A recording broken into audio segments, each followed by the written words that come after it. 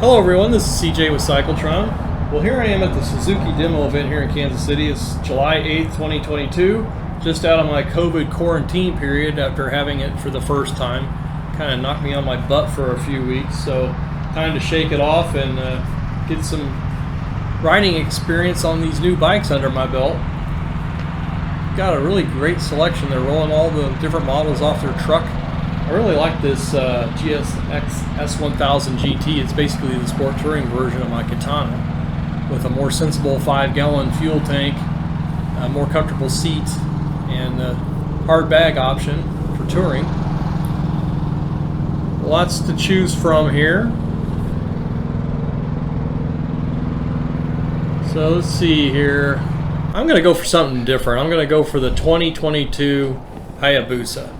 I've always wanted to ride one of these bikes. Of course, this is the Gen 3 that came out in 2021. It's a 2022 model.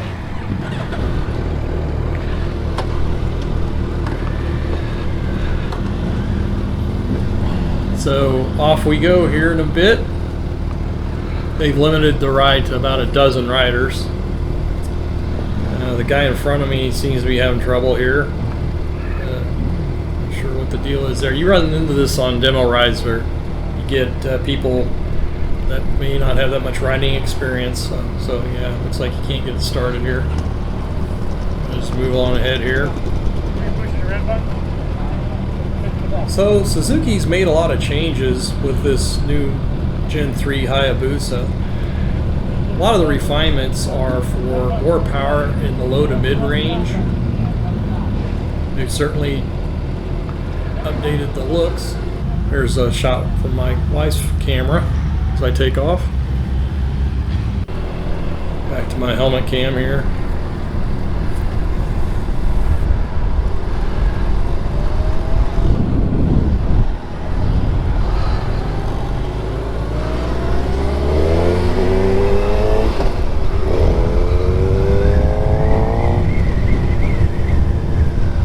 But yeah, I know some of the die-hard Busa boys were disappointed in the Gen 3 update.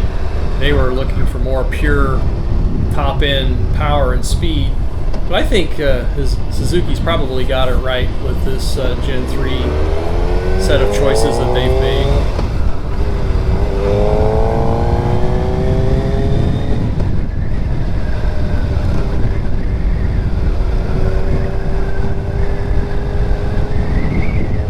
They've changed some of the internals on the engine to make it more reliable. Certainly updated some styling choices. And there's tons and tons of new rider aids that I'll go through. Oh my God, this is fantastic.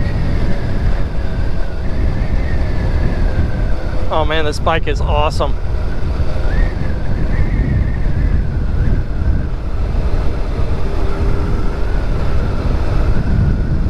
Definitely has some mass to it, but it's well settled.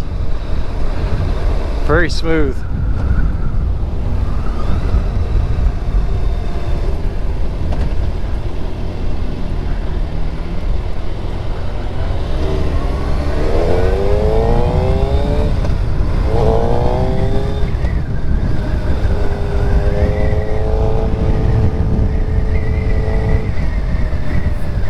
Yeah, this is a really comfortable bike.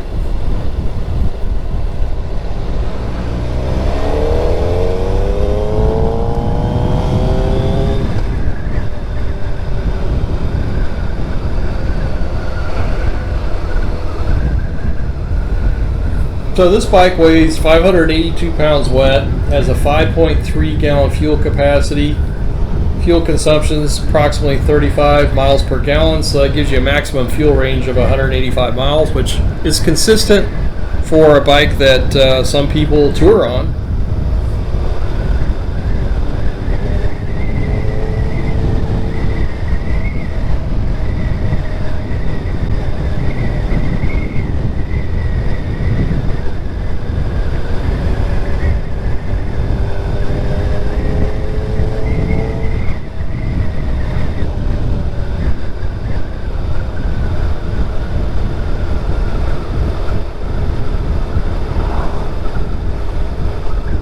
Heat's not too bad on this bike.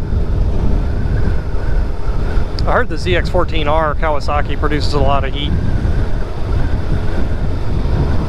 So this bike has a list price of $18,599, and you've got delivery and freight charges set up. So out the door, this bike's going to cost you new around $20,000 out the door before sales tax. It has the same 1340cc inline 4-cylinder liquid-cooled engine with 16 valves.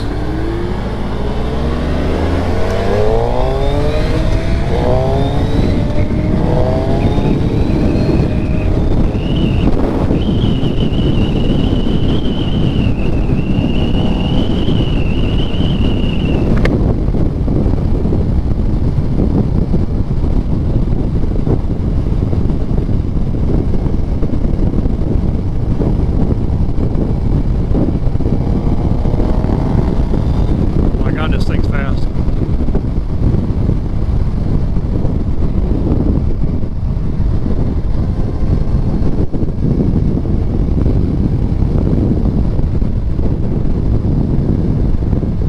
It produces maximum power of 188 horsepower at 9,700 RPM. Maximum torque is 111 foot-pounds at 7,000 RPM. Top speed is limited at 185 miles per hour by the ECU. Has 17-inch wheels, front and rear, with 7 spokes each. It's really powerful 320mm Brembo Stylema brakes in the front and 260mm Nissans in the back. They specially designed Bridgestone Battle Axe Hypersport S22 tires for this bike. The bike has a 58-inch wheelbase, which lends to a lot of stability. I think more comfort for longer distance riding. Seat height's 31.5 inches. Has a really high-tech twin spar aluminum frame. So Suzuki's added a 6-axis Bosch IMU, and so you have lots of preset or user-defined ride mode settings. That's to control the usability and safety for the bike, for throttle response and traction control. I really like the layout of the dash. It really combines the round analog gauges that is typical for the Hayabusa with a centrally located color TFT display.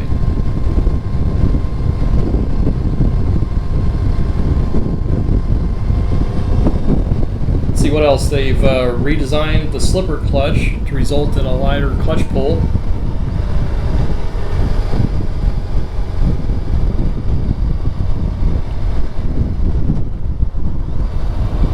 You have 3 setting options to control engine braking. There's 3 levels of launch control at 4,000, 6,000, or 8,000 RPM. I used to have a Ducati XDLS that had launch control, and I was never even tempted to use it. To me, that bike was exciting enough without risking having the bike launch out from under me, or if I let the clutch out a little too quickly. So for the Gen 3 Hayabusa, they've moved the handlebar a half inch closer to the rider. I find the bike is really comfortable. Of course, it's a more forward riding position than I have on my 2020 Katana, but I think after a few days or a week of riding, I would adjust just fine.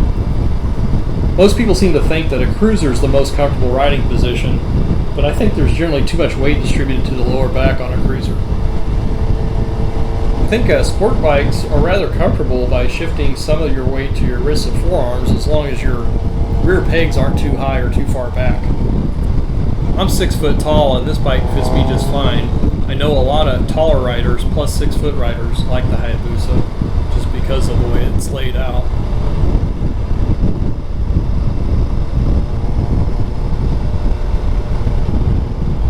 There's great airflow here over the helmet.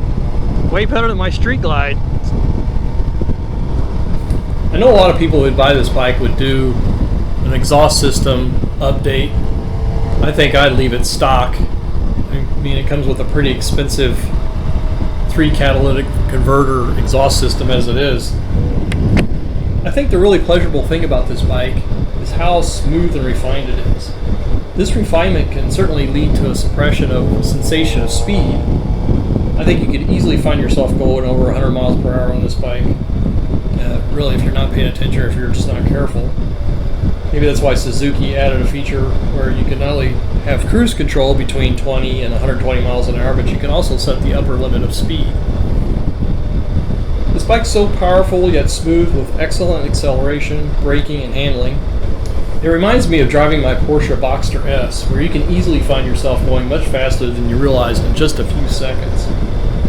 I think the idea that older riders should switch from a sport bike to a cruiser is silly. If anything, I think bikes like the Hayabusa are better suited to older, more experienced riders, in my opinion.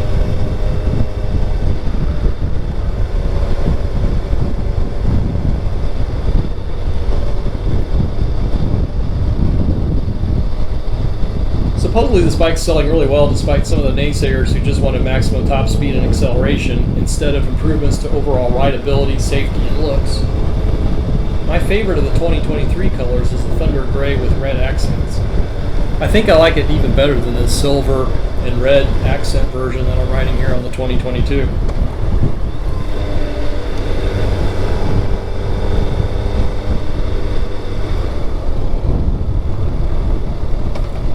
This bike has other features such as hill hold, which is uphill only. It also has taillight flashers that engage under hard braking at speeds over 35 miles per hour. I really could see myself getting one of these bikes.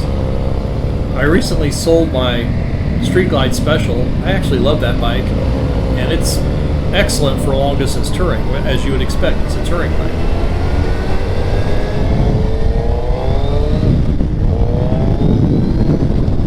Some people might find it surprising that somebody might get a Hayabusa to tour on, but I think this would be good for more of a intermediate touring bike where you're not necessarily going to go around the entire country, although I suppose you could. I think this might be more suited for doing 200 or 300 miles in a day or over a long weekend, multiple days at 200 or 300 miles per day. I think that'd be rather ideal. So my total demo ride time was 24 minutes. I cut it down to 14 minutes for purposes of this video. Now this demo ride was pretty well organized. So the trade-off for having a longer time on the bike is that you had to wait in line, and they only had a couple of models available, or a couple of copies of a given model to ride. So doesn't have self-canceling turn signals, if you can believe that, despite all the other tech on the thing. Had to get in line early to get your pick. There were only 2 Hayabusas there. I was there early enough that I got my pick of this one. Quick shifter up and down.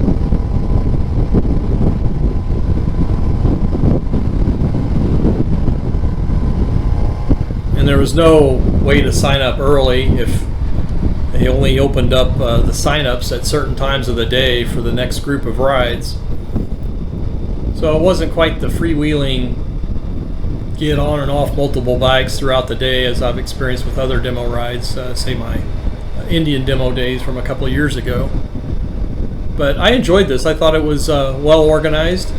I certainly got to ride the bike that I wanted to ride. So what do y'all think out there? Would you even consider getting something like a Hayabusa?